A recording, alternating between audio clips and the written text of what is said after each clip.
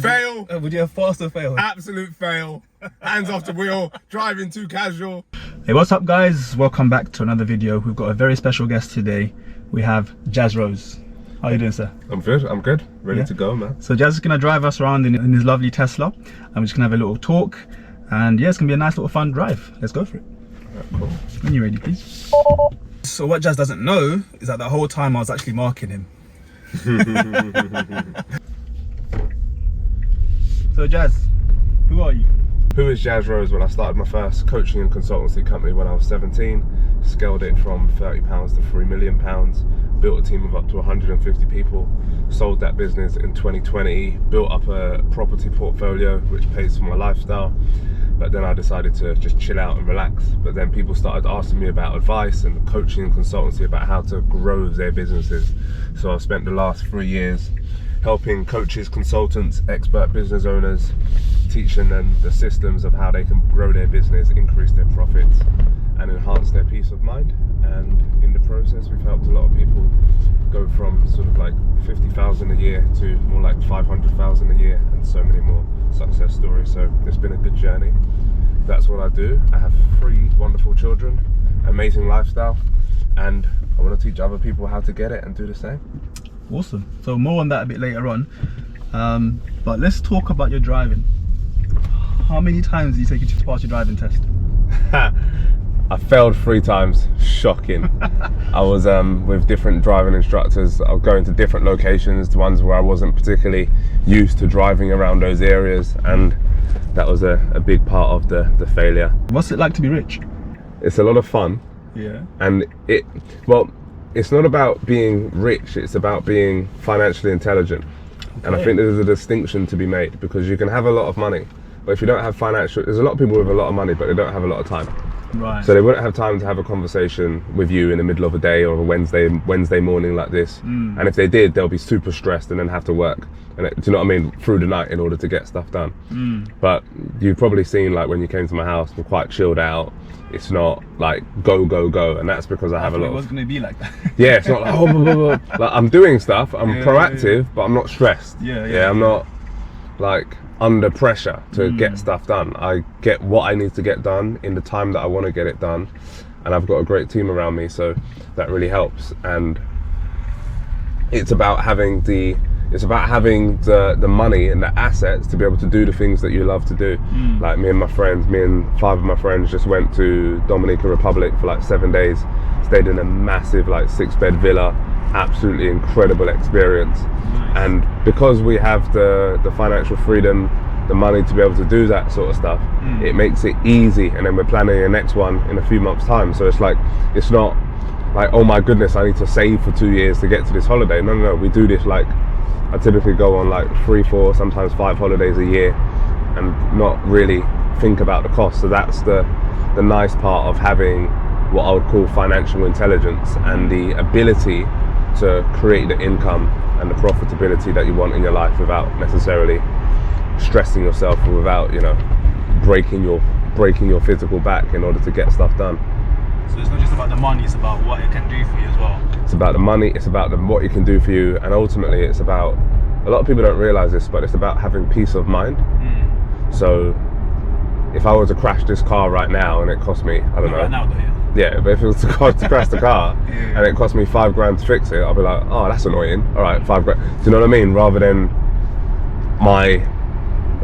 being limited, and rather than certain things coming to an end, or me not being able to do certain things because I've had an accident or a mishaps financially. It just gives you the financial peace of mind to know that you're secure, you're safe, and you can travel when you want, you can do the things that you want to do, and you don't have to, you think about money at the level that I'm at, but you don't worry about it. Right. Yeah. That's a big difference. Yeah. And then the next level is when you have so much money that you don't even think about it anymore. And we're not quite there yet, but we're working on it. What do you think you need to do to get you there? Or are you nearly there? Well, I'm on a progressive pathway, and naturally I will, as I grow older, more experienced, bring more value to the marketplace, work with more people over time, I'm going to make more money. And as a result of that, it's going to push me further towards my goals. And then every time you hit a new goal, it's like, okay, cool, then you need bigger goals, because innately we are very driven human beings and we always want to help more people, we always want to create more value. And one thing I always say to people is that when you want to help more people, you have to generate more revenue. Because if I want to, like my team members, I want to be paying my team members 100k a year, like my top performing team members. I'm not doing that right now. So if I want to do that, I need to generate more revenue so I can help them to grow and scale, so I can employ better people and give them better opportunities, etc. Raise their profile, raise their seniority in the company, and so many other things. So if you want to do that and you want to reach more people, you've got to be able to advertise them. Advertising costs a lot of money. So you know, these are the things that you need to put in place in order to reach more people, to impact more people, and to ultimately spread your message, spread your value into the marketplace, and have a stronger influence on a wider generation, a wider phase of the community. I've heard of that saying about helping other people, but I always thought of it as, you know, helping the wider public. But you're talking about helping the people around you as well. Oh yeah. Like your staff members and your team, your closest people. Oh yeah. But that's what money's about. Once you reach a certain level of financial freedom, then it becomes, okay, can I be financially free for myself? Can my passive income pay for my house, my car, and my day-to-day lifestyle? Yeah, okay, cool. Now can I create freedom for my parents? Now can I create freedom for the family that I live with, potentially my missus or my partner or my brother or my sister? And then it's, can I create, okay, now we've created in this hub financial freedom for parents, brothers, sisters, now it's children. Okay, what's for them? Like, what are they gonna have available passively when they hit 18, 19, 20, or what are they going to have available as assets that they can tap into, resources, connections? What are they going to have that they can leverage so that their life becomes even more of an abundant and fulfilling process than what yours has been? So I think it's about continually elevating and looking at what's the next gap that you need to close, who's the next, like how much can you give away to charity? That's like an internal challenge, yeah? So once you've sorted yourself out, it's then how can I help other people, and how many other people can I help? Nice. And what do you think is stopping most people from reaching their potential? So fear. I'll say you're probably performing above average than most people are doing it. But what do you think is stopping most people from achieving what you've achieved, or achieving their own potential? What stops most people from achieving their potential is fear. They are scared of taking a new action that they are not used to. Do you know Joe Dispenza? No. So Joe Dispenza, the one that talks about psychology a lot. Psychology, neuroscience, very much into brain psychology and how it works. Okay. So he says that 78%, I believe the number is correct, 78% of all of your daily actions by the age of 35 are regurgitated patterns of the past. In fact, 95%. 95% of your daily habits and things that you do every single day are regurgitated patterns of the past. A simple example of that, people think, no way, I do different things every day. Well, I'm driving a car, it's a regurgitated pattern. It's something that it's stored in my reticular activating system, so it becomes natural, it becomes easy for me. It's a pattern that I have done time and time and time again. The same with brushing your teeth. 95% of human behavior is like that. So when you present somebody with a new opportunity, a new outlook, a new perspective, and say, you could be doing this in order to grow your income, or you should do that to grow your business, or have a look at it from a different perspective or a different point of view. People are fearful of stepping into that new territory. Why? Because it's new and they've not experienced it before, and they don't know what it looks like on the other side. So they're like, no, I'm very comfortable with where I am, thank you very much. This is who I've been, this is how I've been for the last 15, 20, 30 years, and this is where I'm comfortable being. And people get very comfortable living in a somewhat miserable state or somewhat average state of mind, but they don't realize it's average because that's the way that they've always thought. And they don't want to come out of it mainly because of fear. Yeah, it's internal fear. It's like when I started I thought I was doing alright, earning a certain amount of money, doing reasonable. When I started getting around my mentors and making £1 million a month, I'm like, man, I rang my cousin this morning. I said, bro, I'm doing crap. Like, I'm not doing no good. Like, I need to get out of. When you were making what? $1 million. Like one of my mentors makes $1 million a month. So when you saw that, that's when you thought like, okay, I'm not doing that great. And he works like 7 days a month. 7 days a month. Yeah. The rest of the time he's chilling. The rest of the time he's doing whatever he wants to do. Whatever he wants to do. So when you hang around people like that, and when you get into their psychology, you realise that actually there's a way bigger game to play. There's a much bigger world out there, and there's way more people that you can help. And people go, oh, well, £1 million a month, that's an incredible lot of money. But do you know how many people that this guy's helped make become millionaires?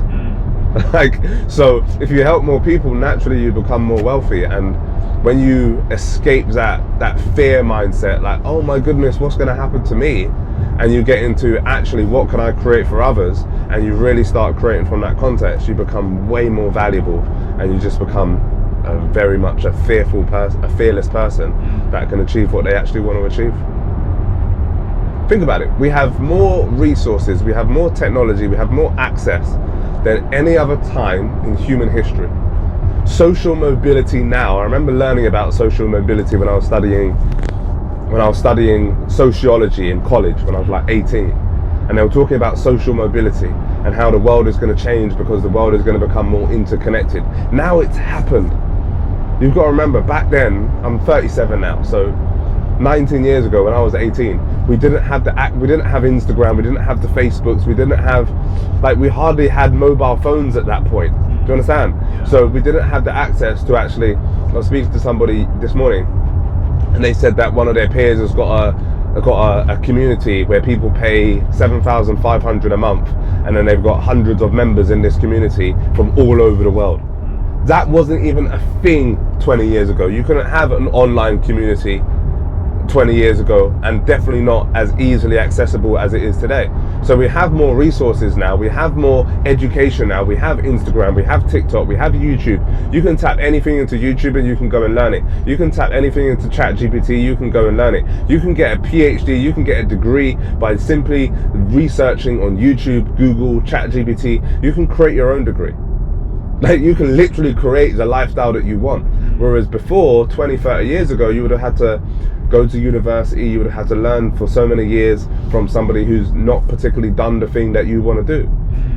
Consider this. When I was 20, 21, coming up in the entrepreneurial game, and I was looking for mentors, guidance, support, I couldn't find anybody. Who are the people that I could look up to in the UK that I can easily access and find? Alan Sugar, he ain't going to have a conversation with me. Peter Jones, he ain't going to have a conversation with me. Like, or not in a condescending way, but like, it would be so difficult to reach and contact these sorts of people.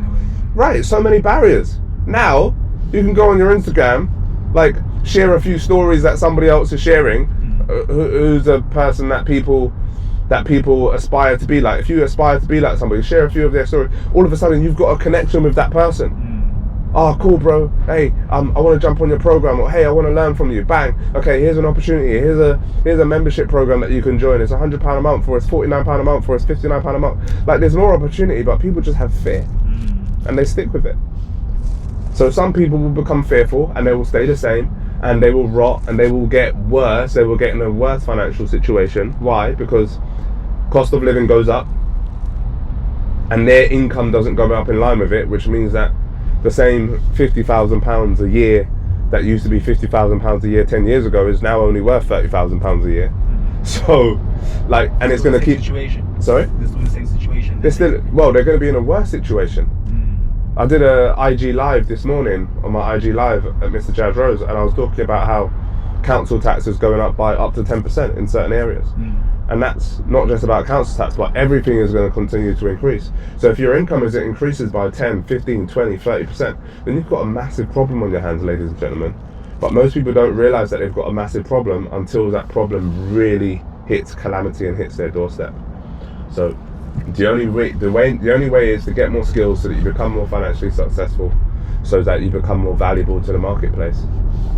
Like you mentioned, how do people get those skills? Because I know people will be thinking, wait, he's saying that you can get skills, but what do I do to get those skills? Yeah, well, start with books. That is the most, like, the average person reads like 2 books a year. And that's shocking to me because I read like 2 books a month. Like, it's just like standard. Like, you have Audible now, you can listen to books when you're driving. Like for me, even as, you know, far as I've become and I've reached a certain level of success, etc., like, I hardly drive and listen to music, very rarely. 90% of the time it is audiobooks or it is something educational that I can learn from on YouTube. Why? Because I constantly want to be learning, I constantly want to be elevating so that I can continuously get better. Why am I listening to music and man talk about, yeah, nod your head to this? Like, ain't gonna help me, ain't gonna help my people, ain't gonna help my family, it's not gonna help my clients. I'm not being condescending. Occasionally, yeah, I listen to music when I'm with my missus or whatever to chill out and zone out and whatnot. But 90% of the time, and especially when I'm driving by myself, I'm going to get way more value and I'm going to enjoy myself a lot more if I'm learning something. So really, there's not an excuse. So start with books and then progress on to courses, programs, live in-person training, mentorship programs, stuff that you can learn from. Learn how to communicate well. Learn how to communicate with confidence, clarity, and conviction. Learn how to ask quality questions that lead people to a new opportunity. Learn how to market and position yourself as an expert in your field, whether you're an employee or an entrepreneur. Learn how to negotiate a salary with a boss. Learn how to negotiate powerfully with a client so that you turn more no's into yeses. So that you turn more of those, I'm not sure, into yes, absolutely. Learn how to develop the skills to package a world-class opportunity that other people want to get invested in. Learn how to create opportunities whereby you can actually get people to invest in you.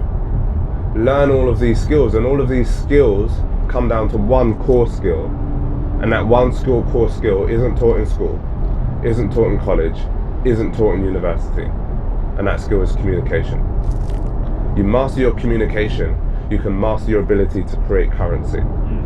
Can I borrow £20? Borrow, what does that mean? Can I just like hold it for a few days and then I pay back? Why would you want to borrow £20? So I can get petrol in my car. Okay, great, but why don't you create £200 so then you don't have to worry about getting £20 to get petrol in your car? Well, right now I can't create, £200. I need to get back home. So if I can borrow £20, that's a mindset problem. That's not a money problem.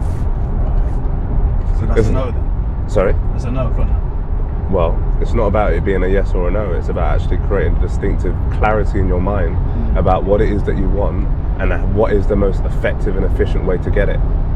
Because borrowing £20 isn't going to add long-term value to your life.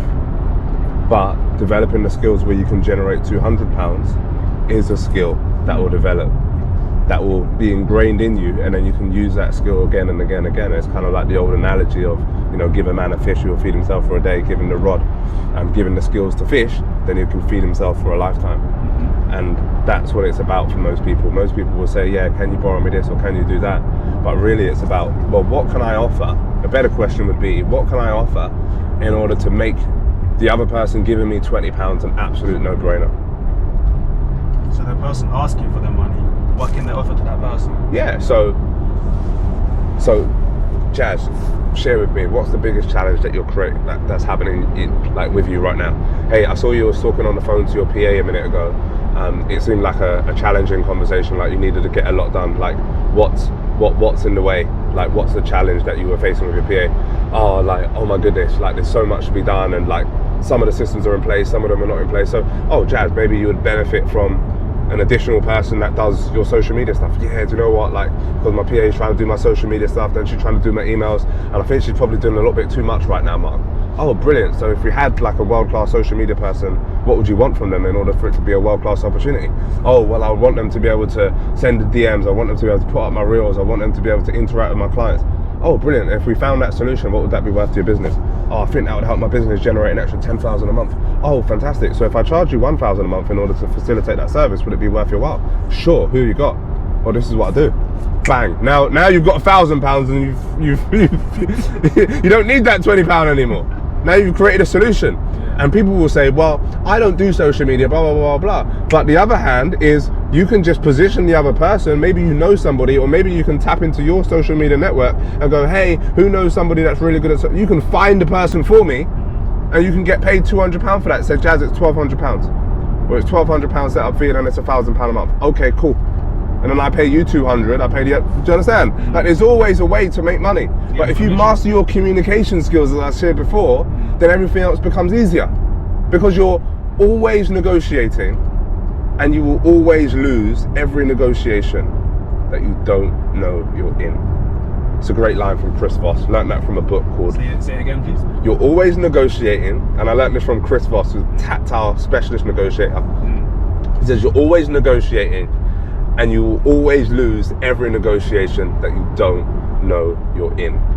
What's his book called? I can't remember. You're in as in your angle to get into that person's life. Yeah, so as an example, was at a luxury hotel with my missus the other day. Took her out, had a good time, and right, I need to figure out where I'm going. So at a nice hotel with the missus, and then we got there at like 4 o'clock, and then we were like, oh, there's a Thai restaurant here in the hotel, so we might as well just go here rather than go into the one that we booked for 5 o'clock. So she cancelled the booking for 5 o'clock. We went into the room, got checked in, and then we came back an hour later to the restaurant. And then said, table for two, please. Said, oh, have you booked? And then my missus said, oh, no, we haven't booked. And then the lady said, oh, I'm really sorry. It's bookings only. We're fully booked tonight. By this time, it's like early. Restaurant's just open. It's like 5:30. They're empty.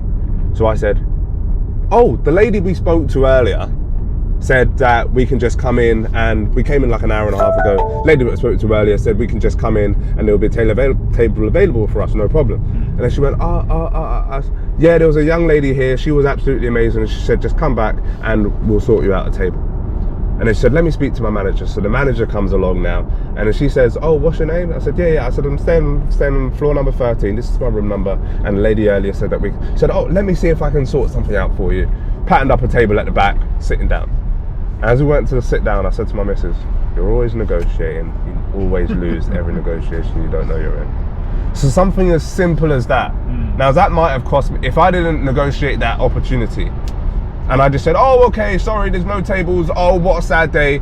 We would have had a bad experience. We probably would have had to spend more money on Uber to get to another restaurant. Probably would have been more stressed, more uncomfortable. And then that would have just led to more stress and inconvenience. So that's just a very simple, everyday example of how you're always negotiating. And that can be from a simple example like a restaurant bill or a restaurant sit down to a high level, oh, I've been in my job for the last 20 years and £30,000 a year, £50,000 a year, £100,000 a year. This is all they pay. Well, who's the specialist line? Who says the specialist line at this? Jim Rohn says, no, that's all they pay you. Like, is there other people in your organization that they pay 5 times more, 10 times more? Yes. Why? There's a reason that they pay those people more money, because they add more value. So is there a possibility in life that you can add more value? Yes. Go and find that opportunity and create it. I've taught so many people to double their income in their jobs, like I've lost count. People come up to me in airports, in train stations, in just random places, in nightclubs sometimes, and go, do you know what? I did your online program and I've doubled my income since I did it. Thank you so much. And it's crazy because I've never met these people in my life. But that's what happens when you add significant value. So some people saying that might be like just the gift of the gab, but there's a difference between the gift and the gab and actually learning how to communicate, right? Oh, absolutely. It's not about telling people, like selling is not about telling people what to do. And that's a big misconception, okay? Selling is actually about asking the right questions that allows the other person to persuade themselves that this is the best next logical step for them. Not for my reasons, but for your reasons. You see, if you ask the right questions of the right people, then you will carve out the opportunity and they will start to realize themselves, not by you telling them what to do, but by them persuading themselves that actually this makes logical sense. And they get out of their fear mindset of where they were before of, oh my goodness, this is scary, this is uncomfortable. But it creates clarity for them and a clear pathway of which they can move and accelerate on their journey of where they want to be. Whether that is better health, whether that is better relationships, better finances, whatever it might be. But once you can ask the right questions and really communicate clearly and eloquently by asking the right questions, it really opens up a world of opportunities. Nice. On that question about £20, me borrowing £20 off you, have you been asked that by like close family, or not close family, but people around you that are close? Because people know that you got money now. They've seen your social media. They might just know from here. Yeah, You get asked that question, and if you do, how do you approach it? I have got asked that question in the past when I was in my late 20s, maybe early 30s. I don't get asked it so much now because for various reasons. But one of the things around that is understanding that like I earn a lot of money, but I don't hold a lot of money. Like when I get money, it goes fast. It goes on team members. It goes like I just bought almost a £5,000 laptop. It's like 4,800 quid, right? So a simple example of how I'm continually investing in things that are going to help me move the business forward faster, help more people, etc. So I generate a lot of money, but I don't hold it. I invest it quickly, either into my business, into properties, or into stocks, or whatever I invest it in. And once it gets invested, I don't touch it again. I don't see it. So it's not mine. It doesn't belong to me. It belongs to my future. It belongs to my kids. It's the way I look at it. So A, I don't hold a lot of money to give to a lot of people. And B, it's really around showing people the opportunities about how they can create for themselves, how they can innovate for themselves. And then, yeah, there are cases where you can help family members out, but I don't lend money to get it back. Like if I give someone money, I give it to them, and like family members, super close friends, I just give it to them. Like I don't want it back. And if I can't, is that for your own peace of mind, or just both? If I can't overcome that, I'm not getting it back, or I'm giving it to you, I'm not lending it to you. I don't lend money. And I would encourage other people not to do the same. Don't lend money, because it will create friction in your relationships that you don't want and that you don't need, and ultimately it just segregates relationships over time, and it's not good. It's not good. It's not good for your mental, emotional health. Even if I lend you £20, right? And like £20 is not a lot of money to almost anybody these days. Like nobody's gonna like. You're not going to really miss the £20 that much, whatever happens. But it will sit in, and you say you're going to pay it back to me tomorrow, and you don't pay it back. And I call you a few times, and you're like, Jazz, it's coming soon, or whatever you say, right? That will sit in my emotional subconscious for years. Even though it's £20. Even though it's £20. And no matter how hard I try to get rid of it, it will sit in my emotional subconscious. And it will stall me from making decisions around other things. So I don't want that in my mental subconscious at all. And you can say, people will say, yeah, well, I'm good enough to kind of get it out of you can't get it out of your subconscious. You can only make it a much smaller or less significant part of your mental psyche. Like you have dreams, you have nightmares. All of this is based upon the emotional subconscious you had, based on experiences you had. So I don't want that opportunity of a negative experience coming into my life that's going to hold me back from making decisions, making fast decisions. When people say like stuff like, oh, I'll think about it, that's like one of the worst things that you can say to yourself, not to the other person but to you. And I'll share with you why. Because the moment you say that you think about it, and then someone else comes along with a new opportunity, hey, do you want to do this, even if it's like, do you want to go to the cinema today or whatever, I'll think about it. And then over the course of the week, let's say that you said, I think about it to 10 different times to 10 different people. Now you've got 10 different things, 10 different dots in your mind that are taking up emotional space. So when the right opportunity comes along, you no longer have that emotional capacity, that emotional awareness, that emotional space in order to think creatively. Have you ever sat down at your desk or at a laptop and thought to yourself, right, I need to create a new brochure or a new flyer or a new whatever, or I need to create a new business or whatever it is that you want to create, and you kind of just like hit a mental stopgap. You're like, I can't think clearly right now, or I'm not in my creative flow right now. And the reason for that is partially because a lot of people are thinking about a lot of stuff that they've not made a clear, definitive decision on yet.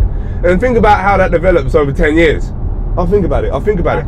All of it is just sitting in your emotional subconscious. No wonder why you don't move forward. No wonder why you don't make decisions. No wonder why you don't accelerate to where you want to be. No wonder why you're stuck in the same place that you were 10 years ago. No wonder.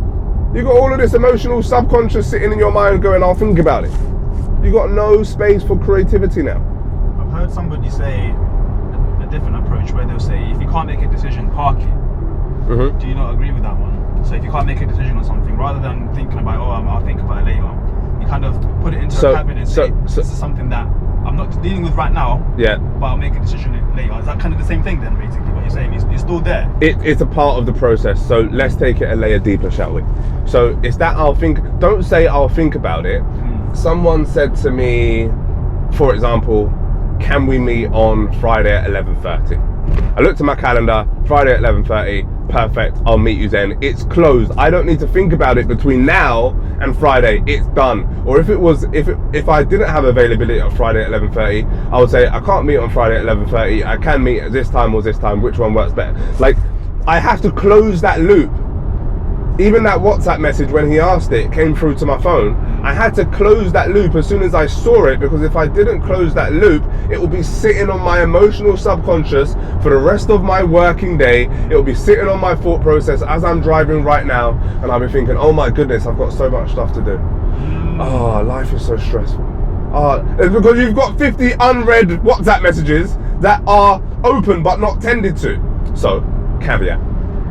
Here's a little tip that I think will help most people watching this. And again, I'm getting better at this every day. But open your WhatsApp messages, your emails, your text messages at specific times of the day and batch. So here's what I do as an example. I check my emails, I check my WhatsApp messages. I don't check emails, my PA does that. I check my WhatsApp messages in the morning. Probably not the best habit in the world, but I do it. 8 AM in the morning. Anything come through from my PA that's urgent? Yes, no, okay, cool. After that, between that time and 3 PM, I very rarely check my WhatsApp messages. And then 3 PM, I might go to the gym, chill out in the jacuzzi, and then I can get back to everybody at one time. 20 WhatsApp messages, okay, cool. I can get back to everyone within a 30-minute block. Why? Because now my emotional subconscious is clear. And throughout the day, I'm not thinking about, I've got to get back to these 100 people or whatever. But I can just sit down, I can go through it and clear it all in one batch, and I can create focus energy on that one thing. Because if not, I'm constantly checking, and I'm constantly going back and forth. If you've ever read the book, what's the book? Dan Carliman. I can't remember the name of the book right now, but a guy called Dan Carliman wrote a really powerful book. And one of the things that he said in that book is, when you switch tasks, it takes an average of 20 minutes for the human brain to get back into full focus on the original task. So when you keep switching tasks, keep switching priorities, it takes your brain 20 minutes to get back into emotional flow of that particular task. Wow. Yeah. In 1,000 feet. So if you keep switching, that means you're never really going to be in a flow. Correct. Exactly. Which is why most people don't succeed in what they want to succeed in. Because they're never in flow. I've heard people say, if you're doing something, you're better off sticking to that task rather than doing multiple tasks in one go. Yeah, 100%. That's the only thing you're talking about. And this is why, you asked me what's your working pattern like, and I was like 10 to 3, 4 days a week. Why? Because I'm in between 10 and 3, I'm in full focus, I'm in flow. And I've got specific things that I list out, right, I'm doing this between 10 and 11, I'm doing this between 11 and 11:15, I'm doing this between 11:15 and 12:15, I'm having a 15-minute break, this between 12:30 and 1. It's all patterned out. And I then have to hold myself accountable to get those things done, which means that I'm far more productive in 5 hours than most people are in 10 hours. Because I'm not having conversations with random people at random times going back and forth. Oh, how was your weekend? No, I'm not interested. I'm doing something right now. Yeah, exactly. I'll talk to you about that later. Yeah. And allocate your time. Right, exactly. Yeah. When I used to have a team in my office, in my old company, we had 12 people in the office. And I got to a stage where people just kept on, obviously as the CEO and founder, people come to me or ask questions. Jazz, what do you think about this? Jazz, I've got a great new, all of these questions just come into my, and I just made a rule. I said don't talk to me and don't ask me any questions until 3 PM. Before 9 AM, ask me anything. When you come in, whatever, how was your weekend? Great, fantastic, boom, excellent. After, write it down, ask me at 3 PM, because that's when I finish my focus work. And then what happens is people start to get into the flow of actually coming up with their own solutions, and then they come to you with solutions rather than with problems. And less people will ask questions because they find a way to solve it, which makes the team more empowered. Because you've like kind of forced them into that. Yeah. To make the decisions themselves. Yeah, exactly. So if you weren't doing what you're doing right now, what else should you be doing, do you think? Probably something more boring, like growing a property portfolio. Yeah. Like, property is a great asset to have, and excuse me, all of that sort of stuff. As you saw, I was just dealing with a new property that we've just finalised now, or just in the process of finalising. Like, that's all good. It provides a good, relatively passive income and so on. But to me, to my personality, it's not fun. It's not exciting. So if I wasn't doing what I'm doing now, I'd probably be doing something potentially that probably makes me more money, but isn't as fun. And I like fun. So you think you still be in money? But something not you have to. Like, I decided when I was 12 years old, Mark, that when I lost my mum's £20, she sent me to the shop with £20 and I lost it playing football on the way to the shop. Yeah. And when I saw tears fall from my mum's eyes, at 12 years old, it made me realise that money is freaking important. Like, you can't thrive, live the life that you want without money. So I made money and generating it an important part of who I was becoming. From 12? From 12, I made that decision. And that's when I started, you know, training really hard to become this professional footballer. That was the only kind of route that I saw at that age, that you can become financially successful. But as I grew older, I realized that there's other avenues, other ways that you can become financially successful, which are outside of football. And for me, it started off, you know, coaching football initially, and then basketball and hockey and gymnastics and all sorts of different sports in schools, and then growing a coaching and consultancy company that also did art, drama, music, and all sorts of different subjects for primary schools across the country. So there's other ways to generate income, but most people think that generating income is bad, which is why most people don't make a lot of money. So consider this, right? Did you know that almost all movies that have the word money, wealth in it, the person that represents money and having wealth is the bad guy? Usually, yeah. They're always the bad guy. So then what seeds of information are you planting in the next generation? The 10-year-olds coming up to 25, they're all going to think, oh, well, if I make a lot of money, I'm going to be a bad person. I don't want to be a bad person, so I don't want to make too much money. I just want to make enough for me. Well, that's freaking selfish if you just want to make enough for you, because you're not making a step out into society to actually become the most abundant version of yourself, so that you can become even more of a powerful influence and inspiration for others. You can only give what you have, correct or incorrect? Correct. Yeah. So you've got to get more so that you can give more. That's it. That's the game. You've got to get more money so that you can give more money. And money becomes a circle that flows to you, through you, and around into your community, and then flows back to you, through you again and again and again, and you create ripples of abundance and opportunity for others. That's it. Do you think that also gives people, you know, because you mentioned people associate money with being the bad guy or being evil. If you associate it with, okay, I'm gonna get money but help other people, do you reckon that kind of allows people to have more freedom to create money then, without feeling that guilt of, you know, if I create money, it's a selfish thing, I'll be rich by myself. But if you know deep down that you're doing it because you're going to help your family, you're going to help the people around you, do you think that kind of makes it easier for them, for people to then think about generating money? Yeah, because it's purpose driven. And this is where we talk about having a clear vision for your life, a clear mission for your life, a clear vision and a mission for your company. Because if you have clarity in your vision and your mission, other people are more likely to be excited by that and to jump on board your mission and your vision, which means that you're able to grow a bigger team, which means you're able to create more impact and more influence. You know, making money is simply about leveraging time and resources. So if you can leverage time and resources of other people and get them to flow in the state which is their genius zone, then everybody else becomes more satisfied, more affluent, more excited, and more vibrational. As an example, so we were talking about my PA earlier. I hate emails. I don't like emails. My PA loves them. She loves talking to people, going back to people, solving those problems, yeah? So when she's doing those things, she's in her genius zone. I'm not. So I've got to get some money so that I can pay her so that she can play only in her genius zone. Do you get that? Thrive in it. So she can thrive in her genius zone and do the things that she loves to do. It's the same for a recruiter. My sales guy, he loves selling. I used to, I don't anymore. So I've got to get enough money so that I can employ him so that he can just thrive in his genius zone. And that's what growing a company is all about.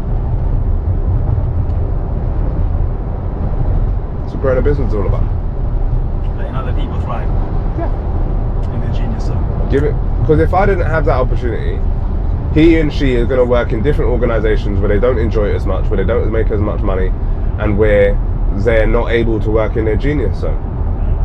Maybe they do, maybe my sales guy does part-time sales and he does admin part-time. It's not in his genius zone. It's not what he wants to do. So you've got to provide and facilitate opportunities for other people to live in their abundance and live in their genius zone. And then keep elevating those opportunities so that those opportunities become bigger and bigger and bigger. So that my sales guy doesn't just stay a sales guy, but then he becomes a sales manager, then he becomes a sales trainer, so there's always a new level of elevation. But if I want to do that, then we've got to get more clients. Okay, well, if I want to get more clients, then I've got to advertise more, but that takes cash flow. Well, how do I advertise for free? Well, last night when I got home, 12 o'clock at midnight, I was messaging people and creating messages to previous clients that I've served before, and then generating a new opportunity. Say, hey, is this something that you're open to discussing? If so, let me know. That's advertising for free. Yeah. Once we have enough money from advertising for free, we get 2 or 3 new clients, bang, then we can do paid advertising to advertise to people that we don't know. This is the game. You do paid advertising to people that you don't know, you grow your revenue, bang, now we need another 3 salespeople to fill in order to fill these new opportunities that we've got. Okay, fantastic. Now this person that was originally the sales guy, he's now the sales manager that manages the other 4 or 5 people that we've got coming on board. You see? And this is how it all works. So when people look at you, they just see, most of them will think like this guy's a millionaire, he's a rich guy, and they'll think, okay, that's probably what he's really proud about. But for you personally, what's your proudest achievement? Even if it is the money, you can. Do you know what it is? It's the impact and influence that I've had. It's the ability to have to help. Like when I look at my award ceremony, for example, which my mum was there, and she saw young men 30 years old getting on stage and said, Jazz, I want to appreciate you for, yes, I've created a lot of money since I've been working with you and become a millionaire, but the most important thing for me is being able to buy my mum a house. When people like Ashley say, do you know what, Jazz, I've heard what you said, I've implemented your advice, not only have I grown my business, but I've been able to retire my mum. When people like Shola have these same and similar stories, I've been able to purchase my first property, thank you so much. I've now got an investment property that I can that can create cash flow for me relatively passively. I've now created a business that generates 800,000 a year. I've gone from making 60,000 a year, now I'm making 800,000. Thank you so much. I'm able to retire my mum. I'm able to go to nice places. I'm able to go on 4 or 5 holidays a year and not think about the cost. Fantastic. That's the biggest inspiration for me, is the impact that I'm able to have on other people's lives. Is that what makes it not boring then? Because you mentioned that the property game might be a bit boring if you were to do that solely. But the fact that you are making an impact in people's lives, that's what makes it exciting. Yeah, that's one thing that I love to do. I love to teach. Yeah? I've been teaching since I was 17, formally. You know, started a business coaching kids, right? Teaching. Turn it into a teaching business. And now I teach entrepreneurs how to grow and scale their businesses. I teach everyday professionals how to become financially free, how to be more financially successful. Okay, cool. Like, that's my genius zone, is teaching. Yeah? So that's what really makes me thrive, that's what really makes me tick. And that's what inspires me every day. So you've helped, I know you've helped thousands of people. And thousands of people to realize their potential, like you mentioned actually earlier. We all heard speaking. One of the events that I went to, which was really good. Yeah. How can people that want to do what want to also achieve their full potential, how can they reach you? How can they contact you? How can they get in touch? How can they get your help? Yeah, great question. They can reach me. My most famous place is at Mr. Jazz Rose. That's Mr. JAZZROSE on Instagram is my most popular platform. You could also find me on LinkedIn, YouTube at Mr. Jazz Rose.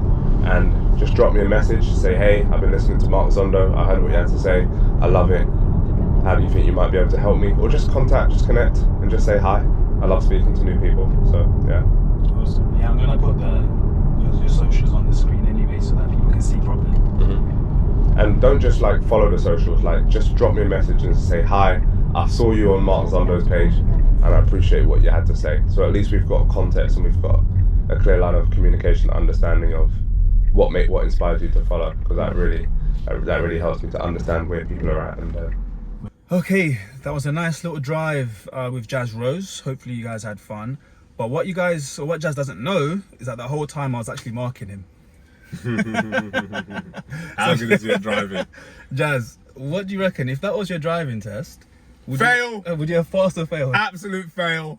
Hands off the wheel, driving too casual, not looking at the road enough. Yeah. All right. I did mark a few things down. Undertaking. Yeah. Did you know you're doing that on the motor? No. Okay, I don't think so. Going too slowly. Yeah. On the dual carriageway. Yeah. What's the other one that was a serious as well?